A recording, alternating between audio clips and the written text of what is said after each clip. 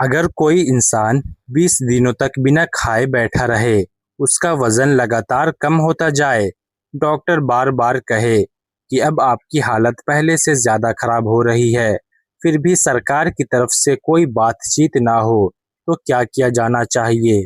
क्या उसे अपनी भूख हड़ताल खत्म कर देनी चाहिए या फिर आखिरी दम तक अपनी मांगों पर डटे रहना चाहिए? इस समय यही सवाल पूरे देश में पूछा जा रहा है, क्योंकि सोनम वांगचुक का अनशन अब 20वें दिन में पहुंच चुका है।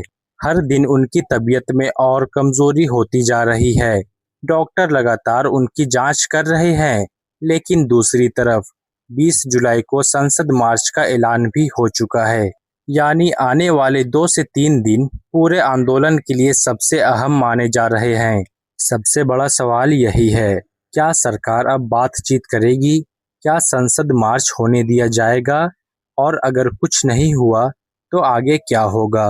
आज की इस वीडियो में हम आपको पूरी बात आसान भाषा में बताएंगे। आखिर जंतर मंतर पर इस समय क्या चल रहा है? सोनम वांगचुक की तबीयत कैसी है? कोर्ट में क्या हुआ? सरकार ने अब तक क्या किया? और आने वाले दिनों में क्या हो सकता है? इसीलिए वीडियो को आखिर तक जरूर देखिए, क्योंकि आखिर में हम आपको बताएंगे कि अगले 48 घंटे इस पूरे आंदोलन के लिए इतने महत्वपूर्ण क्यों माने जा रहे हैं। दोस्तों, सबसे पहले आपको आज का सबसे बड़ा अपडेट बता देता हूँ। आज सोनम वांगचुक के अनशन का 20वां दिन है। सुबह जब लोग जंतर मंतर पहुंचे तो एक तस्वीर ने सबको हैरान कर दिया। सोनम वांगचुक खुद अपने पैरों पर ठीक से चल भी नहीं पा रहे थे। उन्हें उनके साथियों ने सहारा देकर स्टेज से नीचे उतारा, फिर वही वापस स्टेज तक लेकर गए। बताया जा रहा है कि लगातार 20 दिनों से खाना ना खाने की वजह से उनका शरीर काफी कमजोर हो चुका है। डॉक्टर हर दिन उनका चेकअप कर रहे हैं। मीडिया रिपोर्ट्स के मुताबिक उनका वजन भी काफी कम हो चुका है और ब्लड प्रेशर भी पहले जैसा नहीं है। यही वजह है कि अब उनकी सेहत को लेकर चिंता पहले से ज्यादा बढ़ गई है। लेकिन दूसरी तरफ आंदोलन रुकने का नाम नहीं ले रहा है। जंतर मंतर पर हर दिन नए लोग पहुंच रहे हैं। छात्र, सामाजिक संगठन और कई राजनीतिक नेता भी वहां जाकर सोनम वांगचुक से मिल रहे हैं। इसी बीच एक और बड़ा अपडेट सामने आया है। 20 जुलाई को संसद मार्च का ऐलान किया गया है। यानी अगर सब कुछ योजना के मुताबिक रहा तो जंतर मंतर से संसद की तरफ मार्च निकाला जाएगा। हालांकि सबसे बड़ा सवाल यही है, क्या दिल्ली पुलिस इसकी अनुमति देगी या फिर रास्ते में ही इस मार्च को रोक दिया जाएगा? उधर दिल्ली हाई कोर्ट में भी सोनम वांगचुक की सेहत को लेकर एक याचिका दायर की गई है। याचिका में उनकी बिगड़ती तबीयत पर चिंता जताई गई है। अब सभी की नज़र अगले कुछ दिनों पर टिकी हुई है, क्योंकि आने वाले 48 से 24 घंटे यह तय कर सकते हैं कि यह आंदोलन किस दिशा में जाएगा। लेकिन सबसे बड़ा सवाल अभी भी वही है, आखिर यह पूरा आंदोलन शुरू कैसे हुआ और सोनम वांगचुक आखिर किस मांग को लेकर 20 दिनों से भूख हड़ताल पर बैठे हैं। आइए अब आपको पूरी कहानी आसान भाषा में समझाते हैं। अब जानते हैं ये आंदोलन कैसे शुरू हुआ। अब सवाल ये है कि आखिर सोनम वांगचुक 20 दिनों से भूख हड़ताल पर क्यों बैठे हैं। इसकी शुरुआत 1-2 दिन पहले नहीं हुई थी।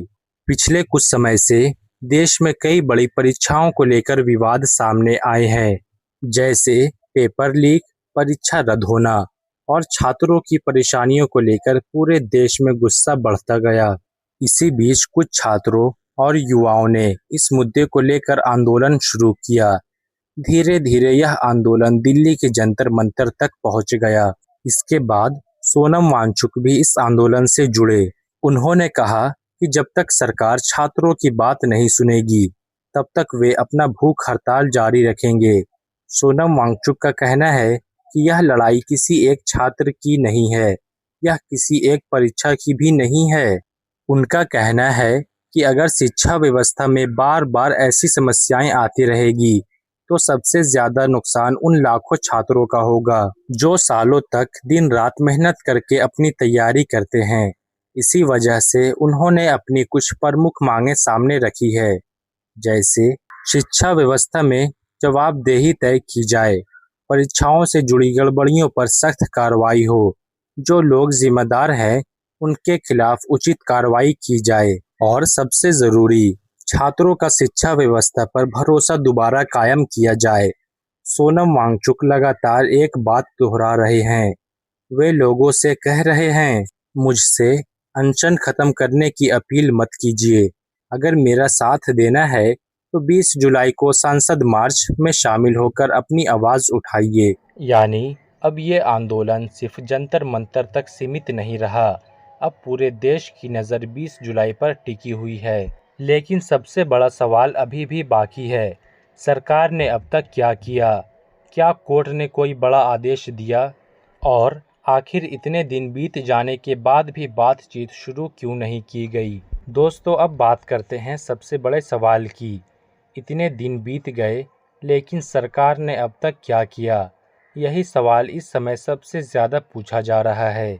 अब तक सरकार की तरफ से ऐसी कोई आधिकारिक जानकारी सामने नहीं आई है कि सोनम वांगचुक से बातचीत शुरू हो गई है। यानी आंदोलन जारी है, लेकिन किसी बड़े समाधान की घोषणा अभी तक नहीं हुई है। इसी बीच सोनम वांगचुक की बिगड़ती तबीयत को देखते हुए मामला दिल्ली हाई कोर्ट तक पहुंच गया है। कोर्ट में एक याचिका दायर की गई, जिसमें कहा गया है कि उनकी सेहत लगातार खराब हो रही है। इस समय मामले पर ध्यान देना चाहिए। इसके बाद कोर्ट ने भी इस मामले पर चिंता जताई और प्रशासन से कहा कि अगर उनकी तबीयत ज़्यादा खराब होती है तो ज़रूरी कदम उठाया जाए। वहीं दूसरी तरफ जंतर मंतर पर कई राजनीतिक नेता पहुंच रहे हैं। कुछ नेताओं ने सोनम वांगचुक से मुलाकात की, कुछ ने उनके आंदोलन का समर्थन किया, कुछ नेताओं ने उनसे अपील की कि वे अपनी भूख हड़ताल खत्म कर दे। लेकिन सोनम वांगचुक का साफ कहना है, जब तक हमारी बात सुनी नहीं जाएगी तब तक आंदोलन जारी रहेगा।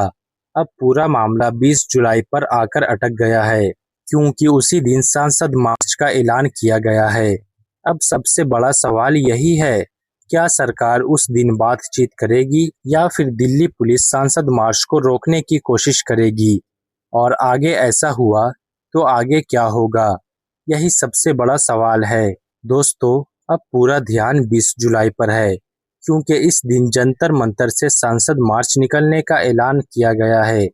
सोनम वांगचुक और उनके साथियों का कहना है कि जो भी छात्र, युवा और आम लोग इस आंदोलन का समर्थन करते हैं, वे इस मार्च में शामिल हों।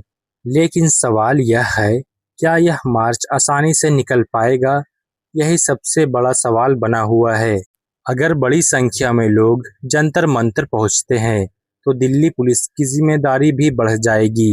हो सकता है सुरक्षा के कारण कुछ रास्तों पर रोक लगा दिया जाए या फिर कुछ रास्तों के साथ मार्च की अनुमति दी जाए। हालांकि अभी तक इस बारे में कोई अंतिम आधिकारिक जानकारी सामने नहीं आई है। इसी वजह से हर किसी की नज़र 20 जुलाई पर टिकी हुई है। उधर डॉक्टर भी लगातार सोनम वांगचुक की सेहत पर नज़र बनाए हुए हैं। अगर उनकी तबीयत और ज़्यादा बिगड़ती है तो डॉक्टरों की सलाह भी बहुत अहम मानी जाएगी। यानी इस समय दो चीज़ें साथ साथ चल रही है, एक तरफ आंदोलन और दूसरी तरफ उनकी लगातार बिगड़ती सेहत। अब देखना होगा कि पहले क्या होता है, क्या सरकार बातचीत शुरू करती है या फिर आंदोलन और बड़ा रूप ले लेता है। अगले कुछ दिन सिर्फ सोनम वांगचुक के लिए नहीं, बल्कि इस पूरे आंदोलन के लिए महत्वपूर्ण माने जा रहे हैं। लेकिन अब सबसे बड़ा सवाल आपसे है, अगर कोई व्यक्ति अपनी मांगों को लेकर इतने दिनों से भूख हड़ताल पर बैठा रहे, तो क्या सरकार को उससे बातचीत करनी चाहिए या फिर सरकार को अपने फैसले पर ही कायम रहना चाहिए? कमेंट बॉक्स में ज़रूर बताइए। चलिए अब आगे बढ़ते हैं। अगर सरकार ने बात नहीं की तो आगे क्या हो सकता है? दोस्तों, अब सबसे बड़ा सवाल यही है, अगर 20 जुलाई तक भी कोई हल नहीं निकलता है तो आगे क्या होगा? इसका जवाब अभी तक किसी के पास नहीं है, लेकिन कुछ बातें साफ दिखाई दे रही है। पहली बात, अगर सोनम वांगचुक की तबीयत इसी तरह बिगड़ती रही तो डॉक्टरों की चिंता बढ़ सकती है। ऐसी स्थिति में डॉक्टर उन्हें इलाज की सलाह दे सकते हैं, दूसरी तरफ अगर संसद मार्च में बड़ी संख्या में लोग पहुंचते हैं तो दिल्ली पुलिस के सामने बड़ी चुनौती हो सकती है, क्योंकि सांसद की सुरक्षा सबसे बड़ी जिम्मेदारी होती है। ऐसे में सुरक्षा के हिसाब से कुछ फैसला लिया जा सकता है, लेकिन अभी यह कहना जल्दबाजी होगी कि उस दिन क्या होगा। इस बीच पूरे देश की नज़र सिर्फ एक ही चीज पर है, क्या सरकार बातचीत शुरू करेगी। अगर बातचीत शुरू होती है तो हो सकता है इस आंदोलन का कोई रास्ता निकल जाए, लेकिन अगर बातचीत नहीं होती तो यह आंदोलन और भी लंबा चल सकता है। और यही वजह है कि अगले कुछ दिन बहुत अहम माने जा रहे हैं। सोनम वांगचुक ने भी अपने समर्थकों से अपील की है कि आंदोलन शांतिपूर्ण तरीके से जारी रखे। वहीं दूसरी तरफ कई लोग उनकी सेहत को लेकर चिंता भी जता रहे हैं। यानी एक तरफ आंदोलन है, दूसरी तरफ एक इंसान की बिगड़ती तबीयत, और इनके बीच सबकी नज़र अब सरकार के अगले कदम पर टिकी हुई है।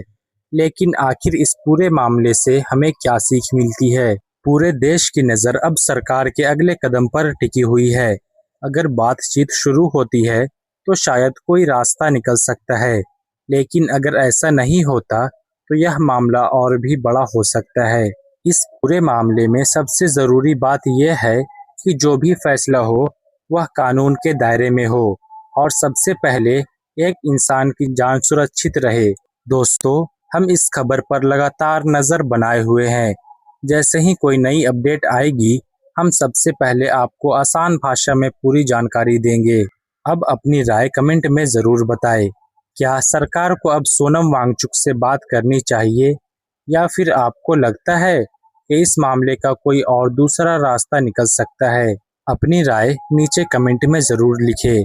अगर आपको हमारी यह वीडियो पसंद आई हो तो वीडियो को लाइक करें और channel prime report of India को सब्सक्राइब कीजिए, ताकि देश की हर बड़ी खबर सबसे पहले आप तक पहुंचे। मैं मिलता हूं अगली वीडियो में।